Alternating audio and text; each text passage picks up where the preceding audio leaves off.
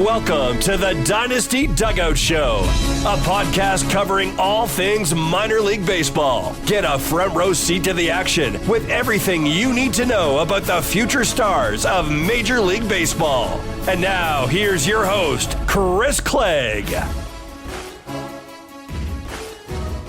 Well, good afternoon, everybody. It is Tuesday, February the 13th, and we are going to talk all things Atlanta Braves prospects today.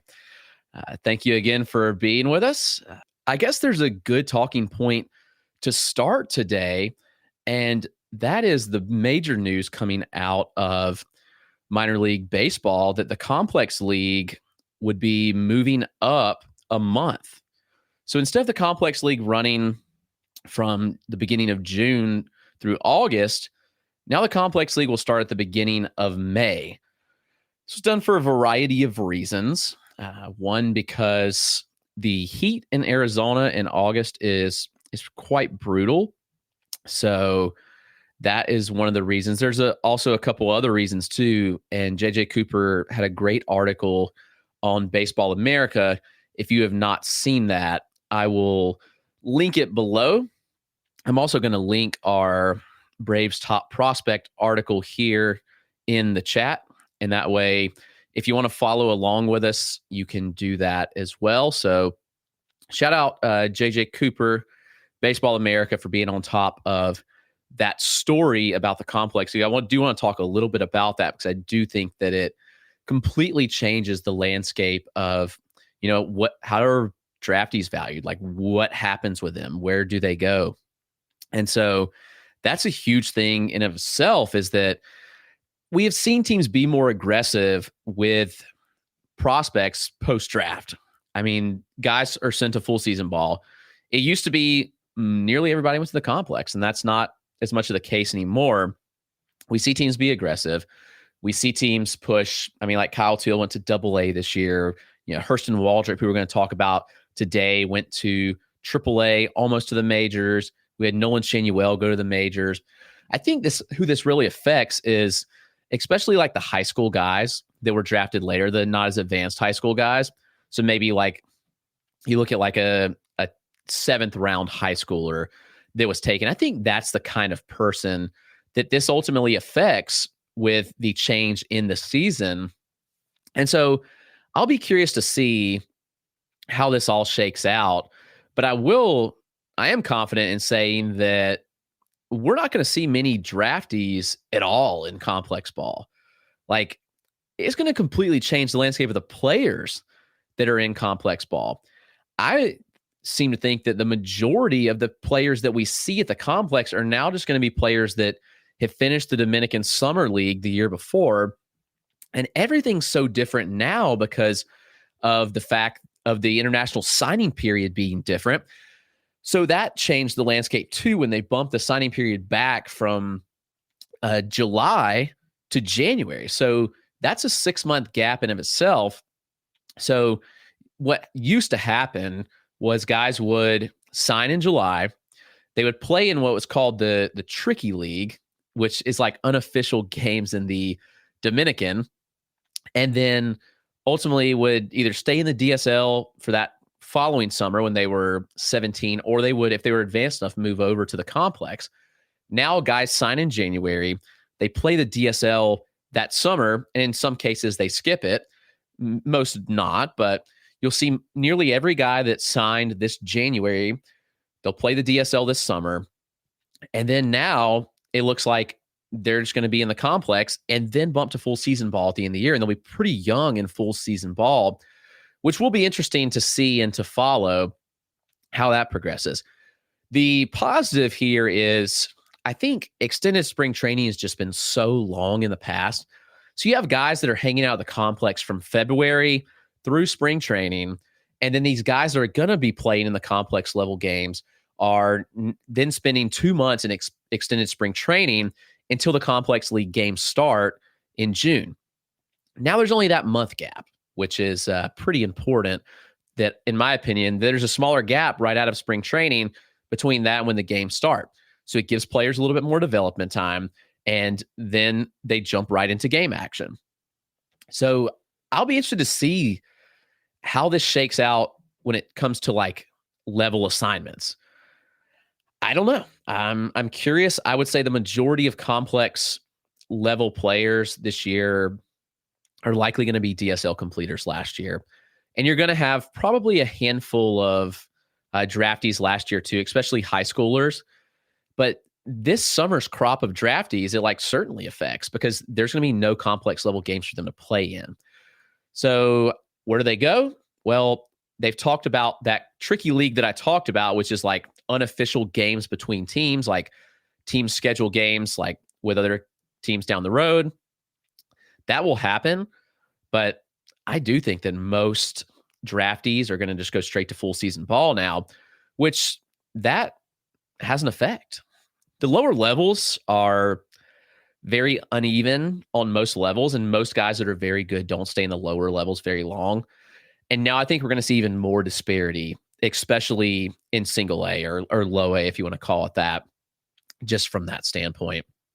So that's my brief thoughts on what the new complex league schedule does, how it affects. And I have a lot of thoughts on it. Maybe I'll put it to pen and paper, but JJ did a great job. If you following, check out that article there on baseballamerica.com, which you should be subscribing to. But we're here to talk Braves prospects. Remember, you can chat along with us. You can ask questions. We will put up film. We'll go through some data. If you are visiting in the room, just be sure to sign up here on Playback TV. It's completely free for you to do. And join the Dynasty Dugout room. That would mean a lot to me if you joined. And it allows you to comment, interact, and all sorts of cool things. But yeah, we're going to break down the Braves system today, which I think is pretty underrated, actually, especially from a pitching standpoint. They do a really good job developing pitchers, and everybody knows that. There's a lot of arms to like in this system. So what I'm going to do actually is kind of share my screen first with kind of looking at write-ups, and then we'll switch back and forth to players, some player video, especially some guys that I have video of that I've been able to see live. And I've seen a lot of these guys live. Unfortunately, never caught Hurston Waldrop other than in college because of how quickly he moved. And his start in AAA probably could have called that one start on that Saturday in AAA. We were driving back from New Orleans. We were on a cruise, and after driving so long, my wife did not want to stop and go straight past to watch a Hurston Waldrop start. But yeah, let's look at the write-ups. And again, it's linked here if you want to follow along. AJ Smith-Shawver comes in at number 1 for me. AJ Smith-Shawver is a unique arm.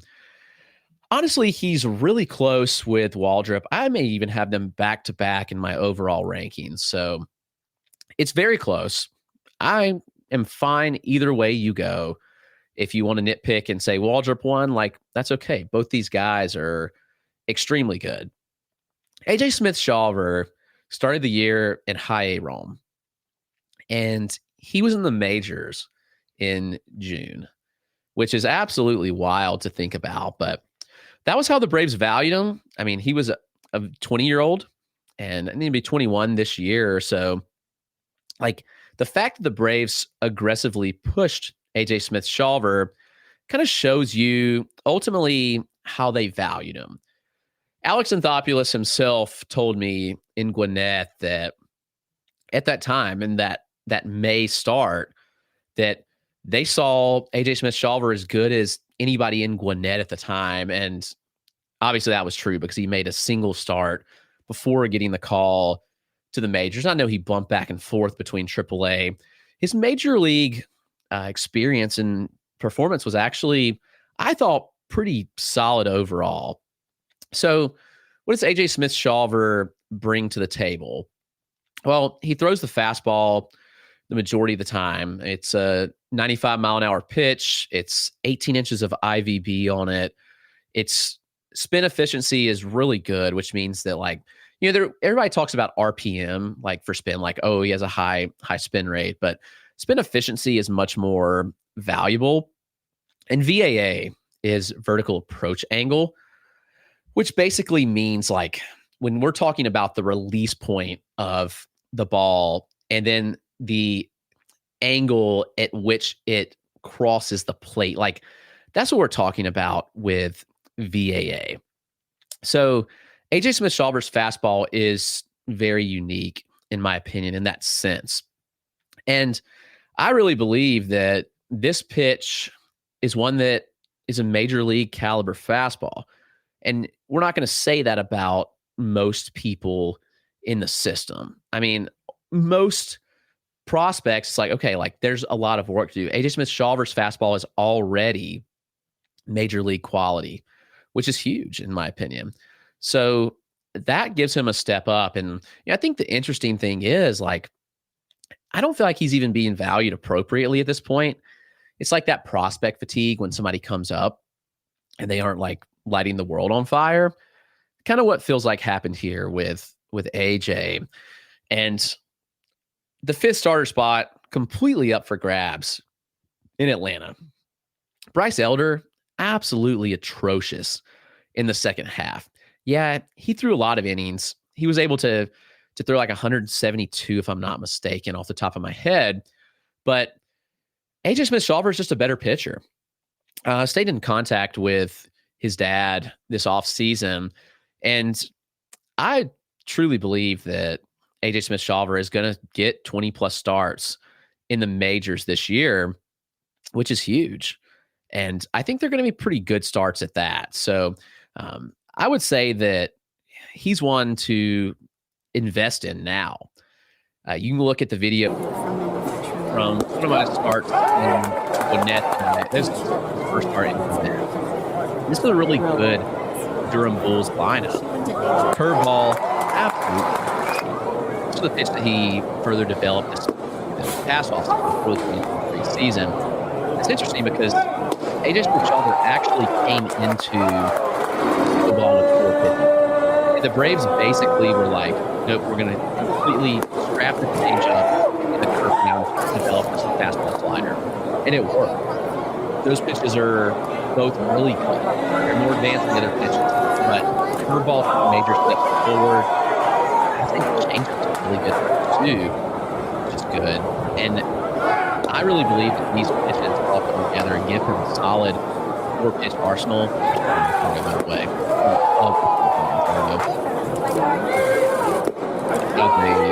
striking the outer calf. I think he struck out Manzardo twice this game, if I'm not mistaken. But going up on the inside there. But yeah, this was a really good Durham Bulls lineup, and Smith-Shawver just kind of ran through it. And we saw this continually, like throughout the minor. While he wasn't as dominant, 20-year-old can come up and absolutely blow hitter today. It's really hard to do. So anyway, yes, AJ Smith-Shawver is someone that I completely buy into. And while there's been mixed reviews, I know people have doubted and questioned, like, can his stuff play at the big league level? I absolutely believe that it can.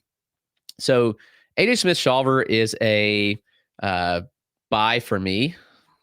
Thanks for the feedback on the audio on the video. Okay, I will be sure to turn that down for the next video. Yeah, it's nice. You can control a lot yourself within the stream. So if you want to do that, you can. So that is something I'll be cognizant of with the next video of Hurston Waldrop, who is our number 2 prospect in Atlanta's system, who is absolutely nasty. He has arguably the best splitter in minor leagues already. And it just dominates hitters. It's pretty impressive overall to watch this pitch and just see what it does. And I've got a short video that I cut up of his AAA start. I'm actually just going to mute the volume of the video. 27 years of age from Bonnie, Dominican Republic. He'll swing late on the fastball and lead here in the top of the 4th. Waldrop the 0-1. Swing and a miss. Horizontal break. 2-2 to Brujan. Swing and a miss. Strike 3. Got him. 27 years of age from Bonnie, Dominican Republic. He'll swing late on the fastball and lead here in the top of the 4th. Waldrop the 0-1. Swing and a miss. 2-2 to Brujan. Swing and a miss. Strike three. Got him. 27 years of age from Bonnie, Dominican Republic. He'll swing late on the fastball. And lead here at the top of the fourth. Waldrop the 0-1. Our guy up for bet. Swing and a miss. That report on 2-2 to Brujan. Swing and a miss. Strike three. Got him. He mentioned 27 years of age from Bonnie, Dominican Republic. He'll swing late on the fastball. And lead here at the top of the fourth. Waldrop the 0-1. Swing and a miss. To take into account because Florida 2-2 to Brujan. Swing and a miss. Strike three. Got him. 27 years of age from Bonnie, Dominican Republic. He'll swing late on the fastball. And lead here at the top of the fourth. Waldrop the 0-1. I pulled up swing and a miss. Numbers. 2-2 to Brujan. Swing and a miss. Strike three. Got him. 27 years of age from Bonnie, Dominican Republic. He'll swing late on the fastball. And lead here at the top of the fourth. Waldrop the 0-1. Swing and a miss. The Gators 2-2 to Brujan. Swing and a miss. Strike three. Got him. 27 years of age from Bonnie, Dominican Republic. He'll swing late on the fastball. And lead here at the top of the fourth. Waldrop the 0-1. Swing and a miss. 2-2 to Brujan. Swing and a miss. Strike three. Got him. 27 years of age from Bonnie, Dominican Republic. He'll swing late on the fastball. And lead here at the top of the fourth. Waldrop the 0-1. Swing and a miss. 2-2 to Brujan. Swing and a miss. Strike three. Got him. 27 years of age from Bonnie, Dominican Republic. He'll swing late on the fastball. And lead here at the top of the fourth. Waldrop the 0-1. Swing and a miss. 2-2 to Brujan. Swing and a miss. Strike three. Got him. 27 years of age from Bonnie, Dominican Republic. He'll swing late on the fastball. And lead here at the top of the fourth. Waldrop the 0-1. Swing and a miss. 2-2 to Brujan. Swing and a miss. Strike three. Got him. 27 years of age from Bonnie, Dominican Republic. He'll swing late on the fastball. And lead here at the top of the fourth. Waldrop the 0-1. Swing and a miss. 2-2 to Brujan. Swing and a miss. Strike three. Got him. 27 years of age from Bonnie, Dominican Republic. He'll swing late on the fastball. And lead here at the top of the fourth. Waldrop the 0-1. Swing and a miss. 2-2 to Brujan. Swing and a miss. Strike three. Got him. 27 years of age from Bonnie, Dominican Republic. He'll swing late on the fastball. And lead here at the top of the fourth. Waldrop the 0-1. Swing and a miss. 2-2 to Brujan. Swing and a miss. Strike three. Got him. 27 years of age from Bonnie, Dominican Republic. He'll swing late on the fastball. And lead here at the top of the fourth. Waldrop the 0-1. Swing and a miss. The Braves already tweaked. 2-2 to Brujan. Swing and a miss. Strike three. Got him. 27 years of age from Bonnie, Dominican Republic. He'll swing late on the fastball. And lead here at the top of the fourth. Waldrop the 0-1. I truly swing and a believe miss. Be the case here. 2-2 to Brujan. Swing and a miss. Strike three. Got him. 27 years of age from Bonnie, Dominican Republic. He'll swing late on the fastball. And lead here at the top of the fourth. Waldrop the 0-1. Swing and a miss. I think that's the question. 2-2 to Brujan. Swing and a miss. Strike three. Got him. 27 years of age from Bonnie, Dominican Republic. He'll swing late on the fastball. And lead here at the top of the fourth. Waldrop the 0-1. They decide. Swing and a miss. You want him to be a starter long term. 2-2 to Brujan. Swing and a miss. Strike three. Got him. 27 years of age from Bonnie, Dominican Republic. He'll swing late on the fastball. And lead here at the top of the fourth. Waldrop the 0-1. Swing and a miss. Starters. 2-2 to Brujan. Swing and a miss. Strike three. Got him. 27 years of age from Bonnie, Dominican Republic. He'll swing late on the fastball. And lead here at the top of the fourth. Waldrop the 0-1. Swing and a miss.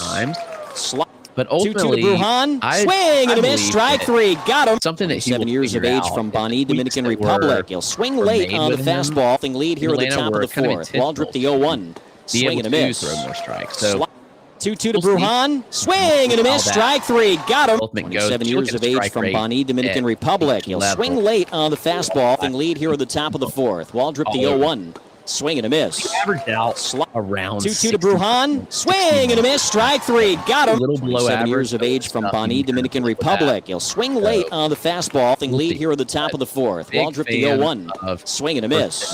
Waldrop. 2-2 to Brujan. Swing and a miss. Strike three. Got him. 27 years of age from Bonnie, Dominican Republic. He'll swing late on the fastball. And lead here at the top of the fourth. Waldrop the 0-1. I think you can argue for really anybody. 2-2 to Brujan. Swing and a miss. Strike. I've even kind of fluctuated and played around with it. Where at this point, I don't know who I like best. When I did the write-up, I had Ignacio Alvarez at the number 3 spot. Alvarez just hits. Alvarez is a pure hitter. He gets on base. He's smaller. He's stocky. He's a really, really fun type player too. He's got the killer mustache going on. Like the way he interacts with fans is awesome.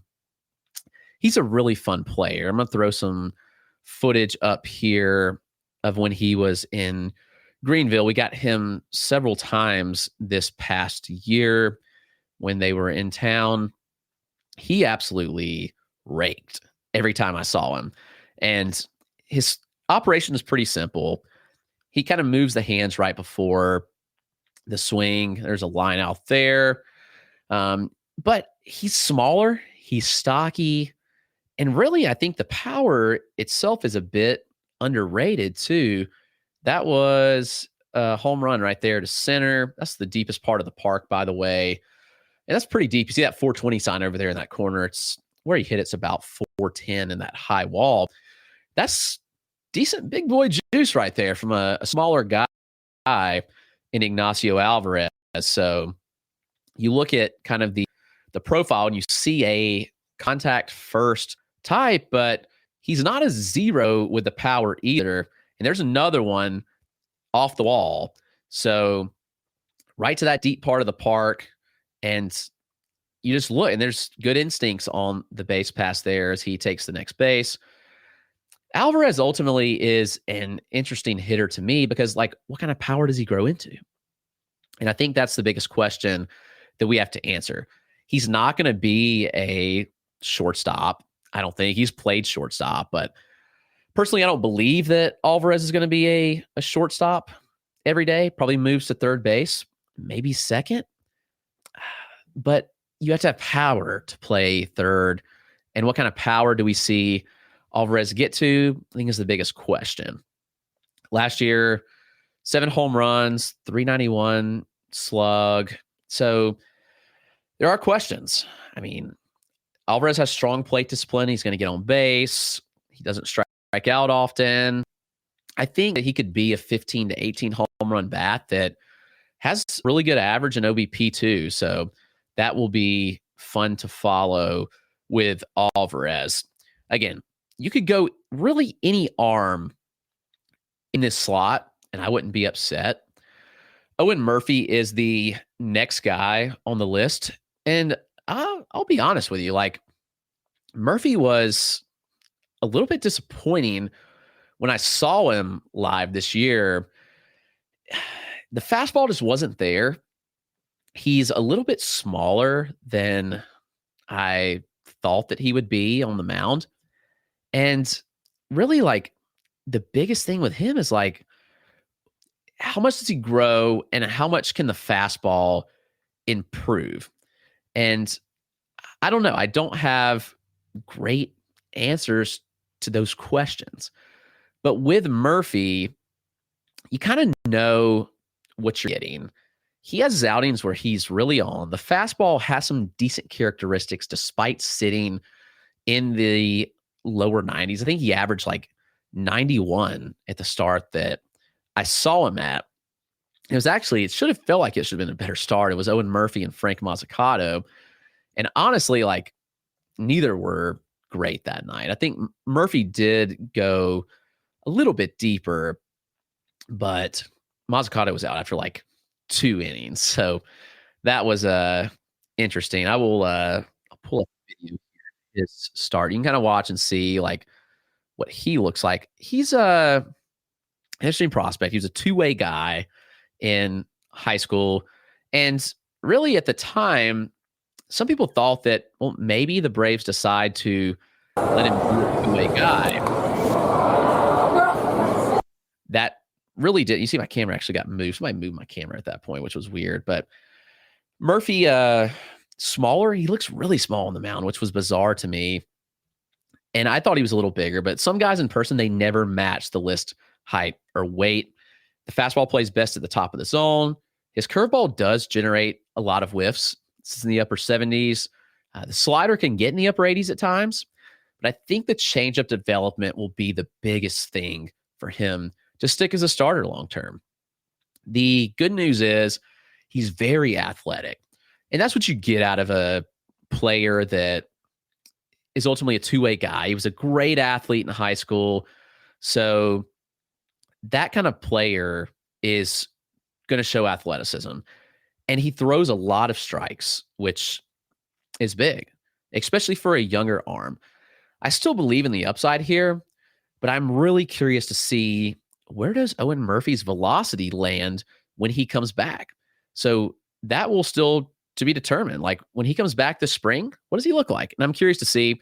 I'm hoping to be over in Braves camp at least some when I'm down there in mid-March. So I should have some answers there. This guy is probably my favorite pop-up last year. And you may know where I'm going. My number 5 prospect is Giancarlos Lara. He was nasty last year. And he showed some really, really good things from a young, tall, lanky type frame. And he just oozes projection. He oozes stuff. And like, just highly impressive. The first time that I saw him, like, man, like, this guy was not on my radar. And then he was like, okay, like, this guy is fully on my radar. And Giancarlos Lara, the fastball already sits 96 to 98, which is huge. I'll pop some video on the screen of him. I don't have any live footage of him.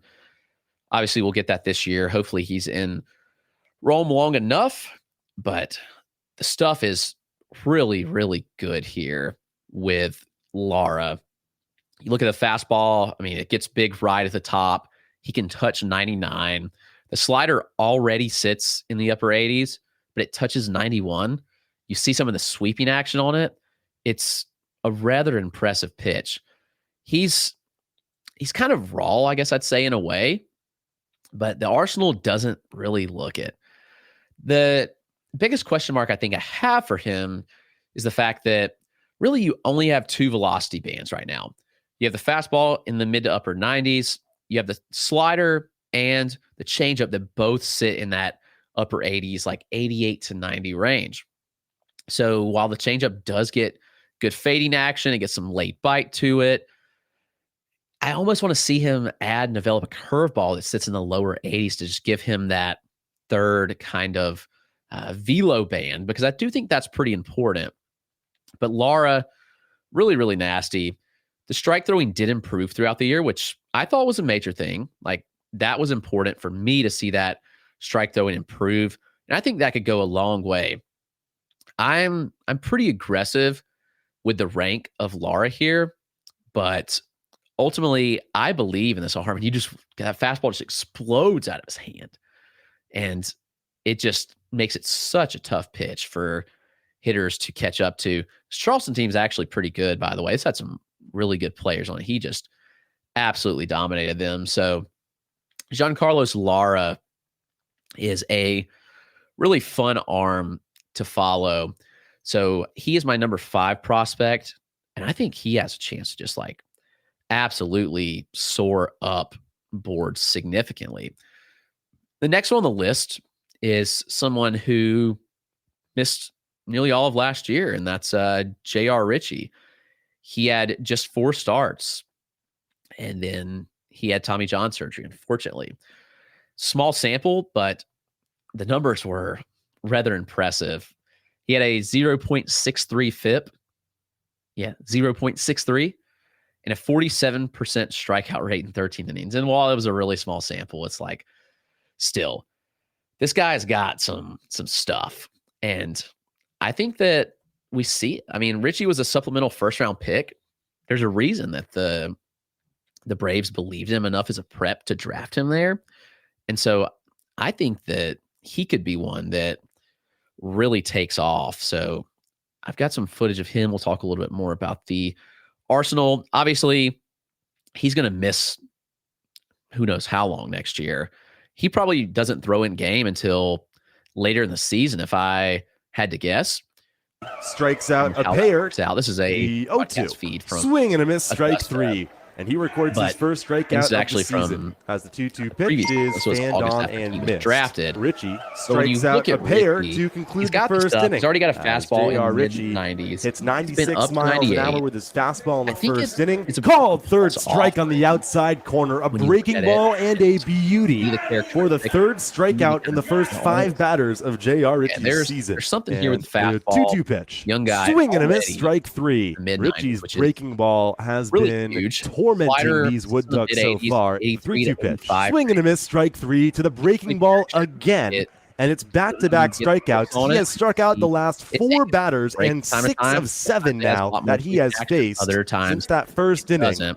The 0-2, swing and a miss, strike 3. Richie strikes out the side swinging. He has struck out 5 batters in a row. And we head to the bottom of the third with the Green Jackets up 2-0. To go down with TJ, but he's still young. He'll bounce back. He'll be okay. The changeup development will be big. It has flashes of being an average or better offering. But if you get the fastball in the mid-90s, you have that sweeper in the mid-80s, and then you develop that changeup to at least be an average pitch, I think it'll be pretty huge for him as a starter. I think there's mid-rotation upside here with Richie. And I do feel like he's a starter long-term because he does have pretty solid strike-throwing abilities. He finds the zone often. He commands his pitches well. So that's huge. Unfortunately, like I said, probably don't see him until later in the year. He's going to be rehabbing back from TJ. They're not going to push him. They have zero reason to push him aggressively. I mean, young kid, TJ. So he'll be back whenever he's back. But I actually do think it's a good time to invest in Richie in a dynasty league just because of the standpoint of he's cheaper than ever. So you can get him at a pretty discounted price and not going to cost you anything. So Richie is a heavy investment for me. This next guy is Jose Perdomo, who I've actually gotten pretty mixed reviews on. He was the star of this class. He got the biggest bonus in the class at $5 million. What happens with international signings, though, is that these guys make agreements with teams so far in advance that things change massively. And when Jose Perdomo agreed to sign with the Braves years ago, he was a young kid and things changed massively.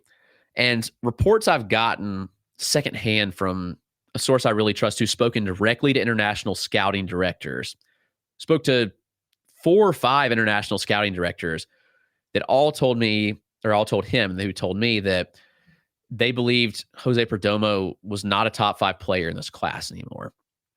And that's a tough pill to swallow when you invest $5 million. Okay, that's tough, but the kid's still young. He's 17. I think there's still plenty of time for this to all figure out. What happened was he bulked up significantly and he got really stiff in a lot of ways. So from a smaller athletic frame to kind of bulkier and stiffer. And Perdomo hasn't quite figured out how to make it work. The bat speed regressed is what I've been told. And that's a huge factor. I do believe getting in the Braves system that he's going to be in good conditioning. He's already got a strong feel to hit, which is huge.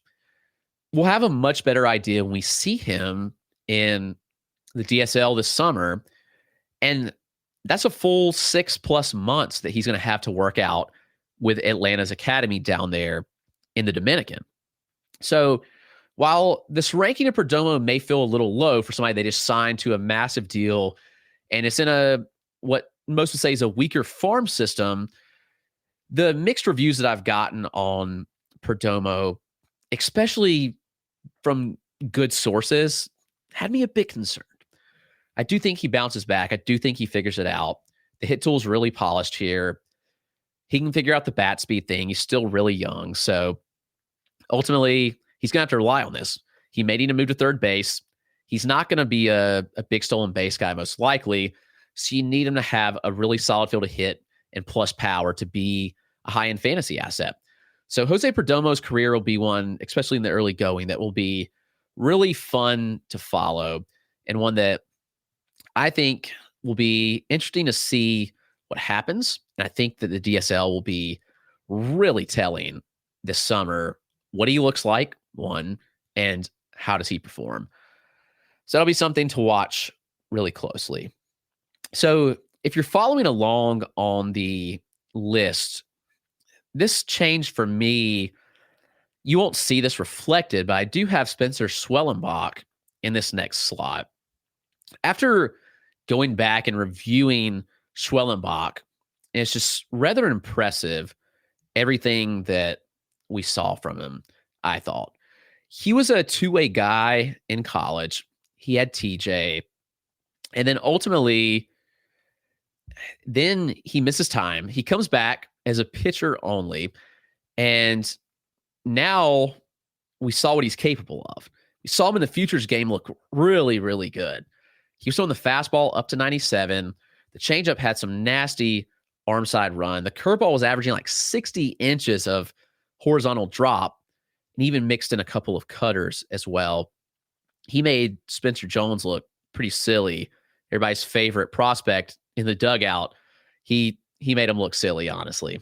So Schwellenbach's going to be a fun one to follow, in my opinion, and one that I think could really vault up boards. When I wrote this article back in October, I had him 14th in the system, but he's one that I bumped up pretty significantly. The improvements throughout the year were very noticeable, and this command is really good.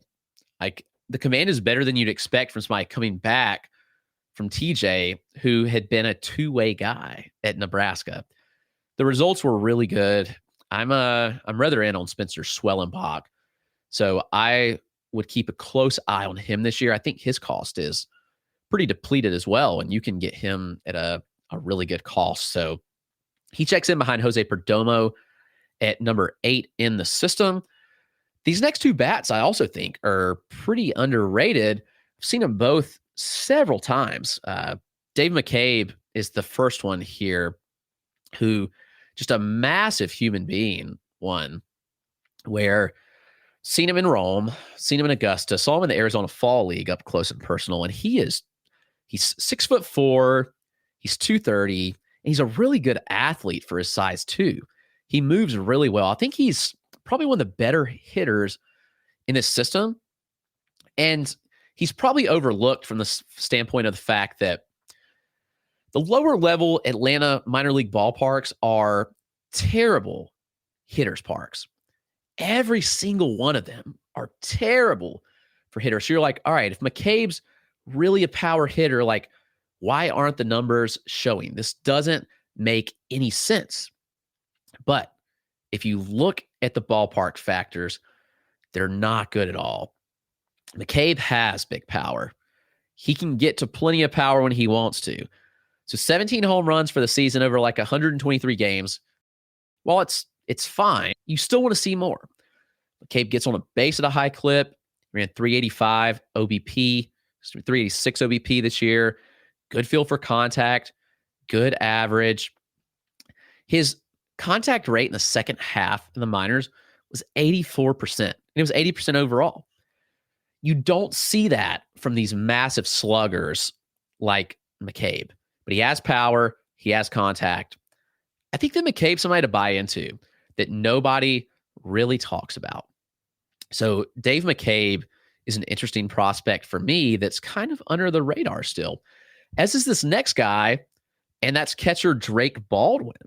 And you can pretty much, it feels in some ways you can kind of copy and paste like the similarities with Baldwin and McCabe, but the fact that they played in pitcher-friendly environments. Rome, when he was there, he hit 14 home runs, slashed 260, 385, 466.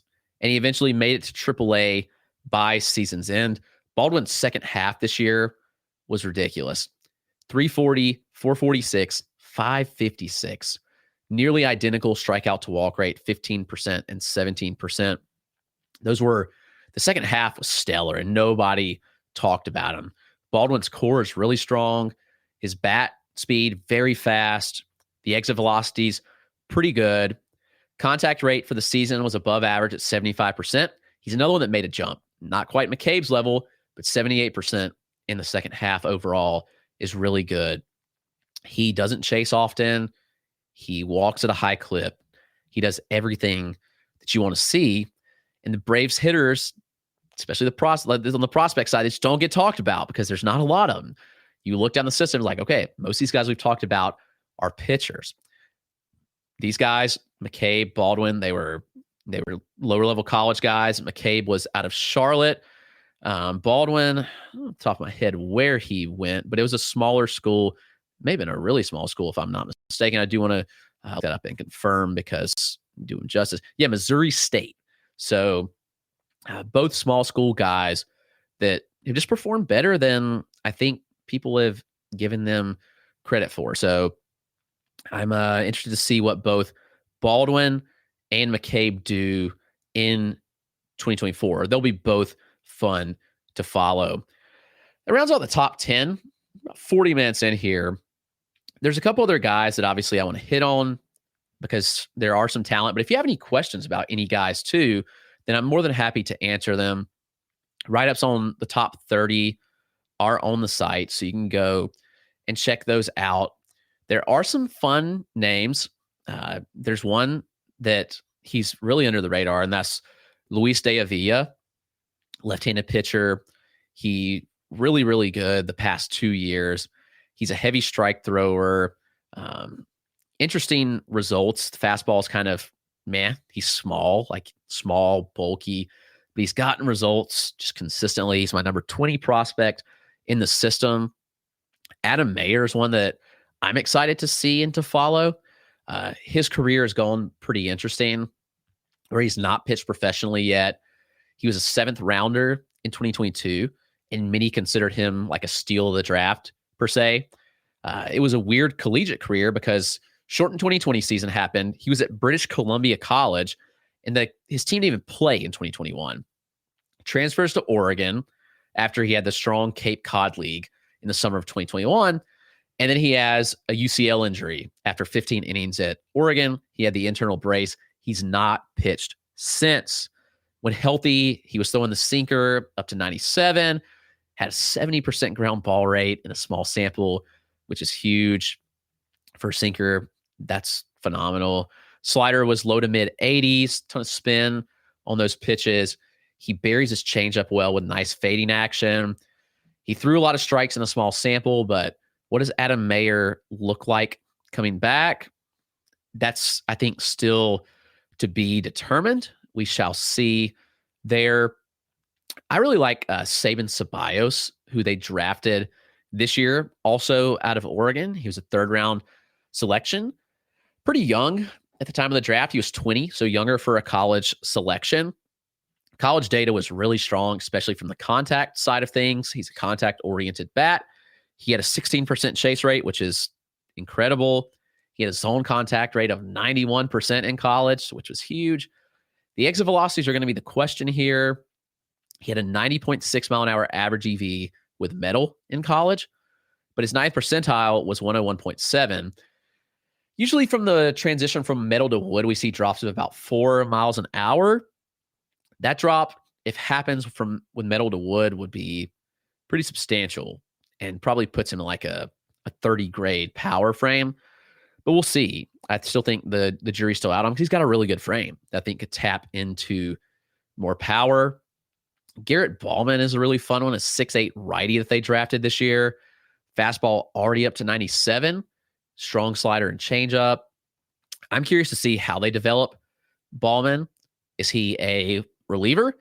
It's hard to be a starter at 6'8". I mean, just being honest, like how many starters do we see out there that are that size? And that's not often the case. So I'm really curious to follow what happens with Ballman, but his stuff is really, really good from a high school guy in that frame. So we'll see what they do with him. This draft, I thought they end up doing really well, to be honest with you. And Mario Baez, not a draftee this year. He was one of the youngest players in the DSL last summer. He didn't turn 17 until after the season ended. So one of the few 16-year-olds in the DSL, small, 5'9" frame, but he has a little bit of punch in there too, making a ton of contact. And you look, the results were really good. He walked nearly as much as he struck out as a 16-year-old. We take DSL stuff with a grain of salt, but Baez is one that I'm interested in watching pretty closely. Isaiah Drake, toolsy, drafty this year. And while the results in his debut were kind of subpar, his athleticism is off the charts. He's got a lot of things to like. When the Braves were doing inter-squad games between the regular season and postseason, Drake looked really good against Major League pitching, actually. And he was 17 at the time of draft, which is notable. He's an 80 grade runner. He's got potential to get to power. He just needs to lift the ball a little bit more. And so that'll be interesting to see what happens. Luis Guanipa, who was the top international signing 2 years ago, his DSL results were, they were so-so. 4 homers, 20 stolen bases, a 238 average is not great in the DSL, but the plate discipline skills were good. He was on base at a 361 clip, and he had 384 slug, which is not ideal. I still believe in the power upside here. He's another one. We just need to see him lift the ball a little more. And ultimately, I think there could be some results. He's got speed. What kind of contact do we get to? We'll see. But I'm not writing off Luis Guanipa just yet. I think it would be too soon to do that. Cade Cooler out of this draft class, man, he's a funky delivery. He's a ton of deception, a very explosive fastball at the top of the zone. In college at Campbell, it averaged 20 inches of IVB, which is very, very good at 95 miles an hour, 5-pitch mix. Like, there's a lot of stuff to like, but I think strike throwing will be the biggest sticking point here. And on the flip side of that, you have Drew Hackenberg, who people wondered, like, why did the Braves give an overslot deal to him? He was kind of a surprise pick in the second round, but he was a sophomore eligible guy. He could have gone back to school. He had all the leverage. The Braves really liked what they saw. Hackenberg looked pretty good in his small pro debut sample. The fastball gets a ton of arm side run. It averaged over 16 inches of arm side run last year at Virginia Tech. The slider and curve both can blend together at times. They sit in that 83 to 85 range. They have similar vertical movement profiles, similar spin rates, but occasionally when he does snap off that sweeper, it's a really good pitch, generates a ton of whiffs. So that'll be a good one to follow. The system does have some fun names that I think could pop up. Ultimately, the Braves, you know what they do? They trade their prospects and then they get major league return. They fill out what they need. So the system looks weaker on paper. The Braves do an awesome job on the amateur side of scouting. They draft well. They develop well. I believe they've done a really good job on the international market as well. So that'll be a fun one to follow. If you have any questions, I'm looking at a couple questions in here. WTD Braves World Series 2021.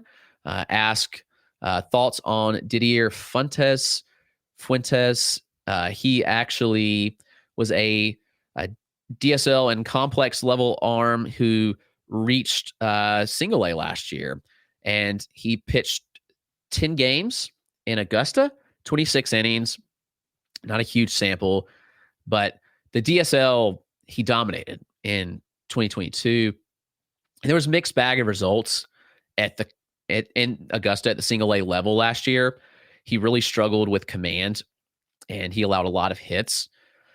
I'm not willing to put a lot of stock in a small sample like that and just completely write him off. And while I don't have him in the top 30 at the moment, I do believe there's a chance that he could jump into here and move up at a pretty high clip. The Braves develop arms so well, like we've talked about, that I would not be surprised at all if he did fly up boards pretty significantly. So Fuentes is one that I will be watching pretty closely. I'm curious to see where they start him and how they push him this year. He's an 18-year-old. He'll be 18 until the summer.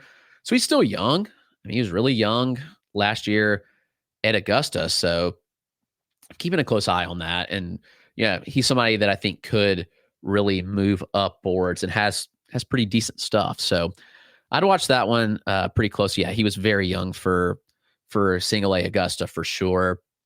Looking back at some other questions that we had earlier in the show, I mentioned that AJ Smith-Shawver was a newer arm to pitching. Yeah, definitely. So he was a tremendous athlete, still is. He's one that I think takes a massive leap forward this year. 21-year-old.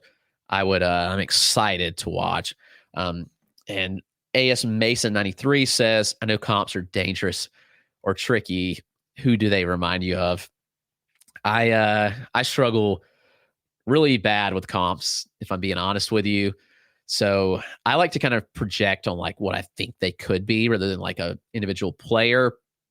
For AJ Smith-Shawver, I think he's a SP2 caliber upside and potential mid-rotation guy. I think he could give you 170, 180 innings over a full season. Maybe not this year, but over a full season, if he gives you 170 innings, like a peak outcome might look like 200 Ks with like a 3.30 ERA, which would be interesting. For Waldrop, I think there's SP2 upside as well, but I also believe that there may be a slightly lower floor here just because of the strike throwing ability. What does that look like and what do they get to? I don't know. We'll see. But if the fastball command comes along, I think an SP2 is certainly a level that he could reach. I mean, I think that he has 3+ or better pitches for sure. So I'm well in on both those guys as we kind of talked about here. EVB asked if Waldrop is Gausman light, a better breaker. I mean, Gausman's one of the best pitchers in the major, so I think it's really, really hard to put that on him. I don't want to do that, but the splitter certainly gives you that reminder. So, yeah, it's a fun system. I think there's some talent, and I think the system will only get better as the Braves' development is really good. So, if anybody has any more questions, feel free to throw them in the chat. If not, we'll close it out. Another Tuesday, another live stream in the books. Tomorrow, we'll actually be streaming a little earlier. We're going to go at 11 a.m. Eastern because I'm on the RotoWire show at 1 o'clock. So that will obviously be this normal time slot. So we will have to adjust there. But again, you can find us here on playback every single day during the week. This will be in podcast form soon. I will let everybody know as soon as that is up and ready to go. We'll have it on YouTube if you want to watch, or you can find it in the audio form as well. But again, tomorrow is Valentine's. Yeah, Jeff said it's Valentine's Day. So we'll still be here with you, hanging out. Special edition, Valentine's Day edition of the Dynasty Dugout Show. That's going to wrap us up. Thanks for joining us, and I hope you have a good rest of your Tuesday. I'll be at the ballpark tonight covering some prep games, and I'm looking forward to it. So I'll see you guys in the Discord. Oh, one more question popped in. Any hope for Glad, Benitez, or Taveras? I'll hit those real quick. Glad is pretty interesting. He's got some really sneaky power with strong bat speed. His thing is like contact. Like, how much contact does he make? That will be the biggest sticking point. I'm really curious to follow Glad. He's got much better plate discipline skills than at like contact skills. We'll see what all this looks like. Where does he fit in the field is my question. The body's kind of interesting. I don't know where the body goes. Benitez looked completely lost all year when I saw him. I don't want to write him off. I mean, he was the top guy in 2022. He's physically mature. He stood out at a young age. I don't know. Benitez is one that I still have top 20 in the system. I don't think he's fully tapped into his game power. And some of the raw power data suggests there may be a little more. I think this will be a big year for him. I think Benitez really needs to have a strong year this year in order to kind of rebuild some of that stock. There was a lot of shine, but what does he end up like? I don't know. It was tough to watch him at times. And the same can kind of be said for Ambioris Taveras, who he just looked lost in the field and at the plate. And I don't know. I'm really struggling with who these guys really are as prospects. And I think that it's kind of still to be determined.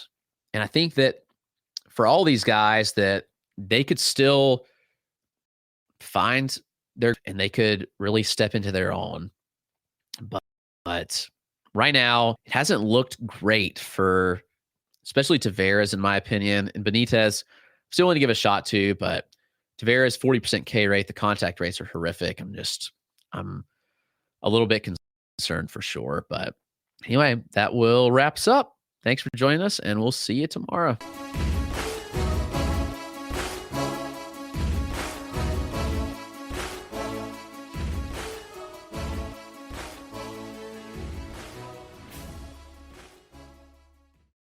This time of year, a good hoodie is absolutely essential. But these days, it's tough to find one that will last through the season. That's why the American Giant Classic Full Zip Hoodie is made to last a lifetime. So you can count on it to bring you comfort and warmth year after year. Slate Magazine called it the greatest hoodie ever made. And from cotton to zipper, it's made right here in the USA.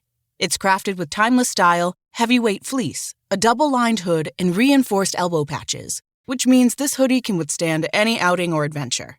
It'll be your new favorite hoodie, and you can depend on it for years to come. Plus, buying from American Giant means supporting local communities of farmers, manufacturers, and more. This season, snag the hoodie that will bring you comfort for life, the American Giant Classic Full Zip, and save 20% off your first order at american-giant.com when you use code CLASSIC24 at checkout. That's 20% off your first order at american-giant.com. Code CLASSIC24. 89% of business leaders say AI is a top priority. But with AI tools popping up everywhere, how do you separate the helpful from the hype? The right choice is crucial, which is why teams at 1/3 of Fortune 500 companies use Grammarly. With over 15 years of experience building responsible, secure AI, Grammarly isn't just another AI communication assistant. It's how companies like yours increase productivity while keeping data protected and private. Designed to fit the needs of business, Grammarly is backed by a user-first privacy policy and industry-leading security credentials. This means you won't have to worry about the safety of your company information. Grammarly also emphasizes responsible AI, so your company can avoid harmful bias.